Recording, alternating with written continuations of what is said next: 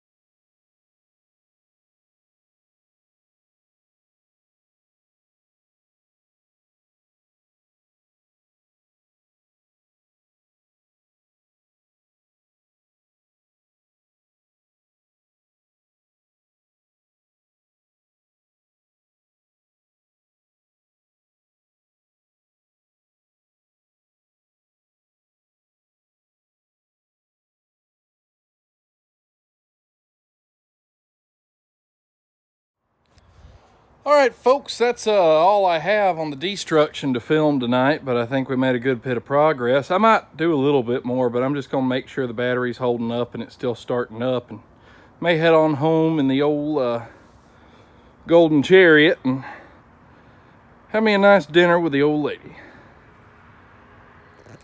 All right, everybody, night 2 of deconstruction. You can see I made good progress last night.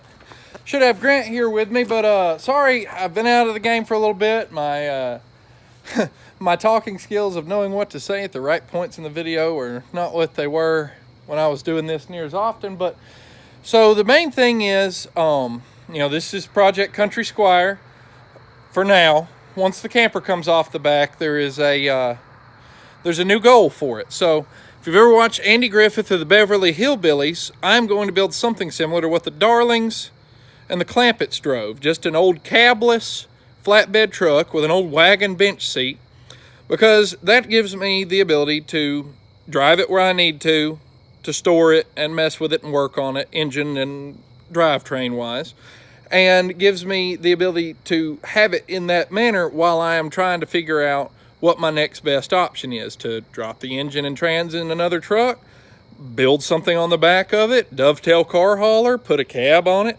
4-door cab, and make me a dually bed out of a long bed and a set of fenders off of a step-side bed. I don't know.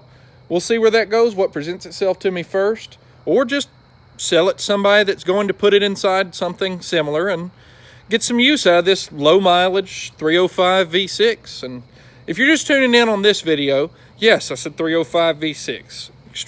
Extremely rare, extremely torquey and powerful and reliable engine that GMC was putting in the 60s, a little bit of the 50s. I think there were some reports up to the 70s of them existing. But so let's get to a time lapse of me hitting stuff with a hammer. So hope y'all enjoy.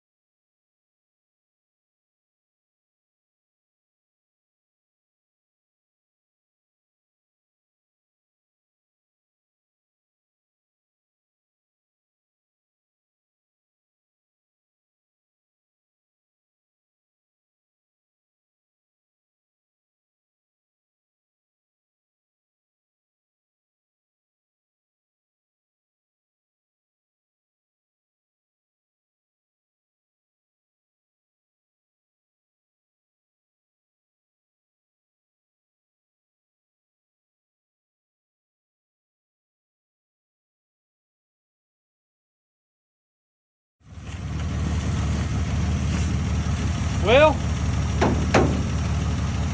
after flooding her out twice, I got her to start back up. And she's a bit of a sleeper cab flatbed now, so y'all come take the tour of the new and improved 1964 Country Squire. The back here is where you, that's where you store your lawnmowers, your show cars, anything you're wanting to haul. And up there you can lay down kind of across because there ain't much of a passenger seat anymore once you get all them old car parts, instrument bezels out of there. We had to take the AC out. It was robbing too much horsepower. But what we do have is a crapper. So I mean, you can just put her on cruise control. It ain't got cruise control, but the throttle sticks a little bit. So you can get out on the interstate, you see, kind of get that throttle to stick. You can go back there and, you know, relieve yourself while driving. That's pretty handy. But otherwise, I think this is going to be a pretty good honeymoon rig, you see. I think it'll get us up there. Got 19 days from today till I jump that broom. Not that broom laying there. It's a little nasty. It wouldn't do good in photographs or anything, but sweetened out a good spot in the floor once we knocked the unit down. It made a bit of a mess. But yeah, I think she's gonna be the perfect honeymoon rig. She's running. She's somewhat driving. If I go try to put her in gear, she's still too cold-natured to go into gear without dying. And well, the wires charging the battery are wrapped around a ring terminal, just kind of wrapped through there, you know. So they ain't charging too efficiently or nothing, but give it about 20 minutes to charge the battery back up, and we'll be ready to go on into town with her. Let the folks see just what a classy gent I am. So hope y'all enjoyed this. We'll have plenty more on this vehicle and the rear engine within it. Be a lot of informative stuff, a lot of learning for me, a lot of learning for you, but thanks for watching. Well folks, I thought I'd end this first two videos of the series out with a little bonus on how to start the Country Squire. First of all, you don't normally need the battery out of the vehicle you drove here to work on it, but I ran her dead trying to start it because I forgot to plug up the alternator, which we got from the engine from the garbage can covered engine in the woods. So I forgot to plug it up because if you leave it plugged up, it'll run the battery dead on its own. But you run this this here key, got some exposed copper and a nice factory handle on it.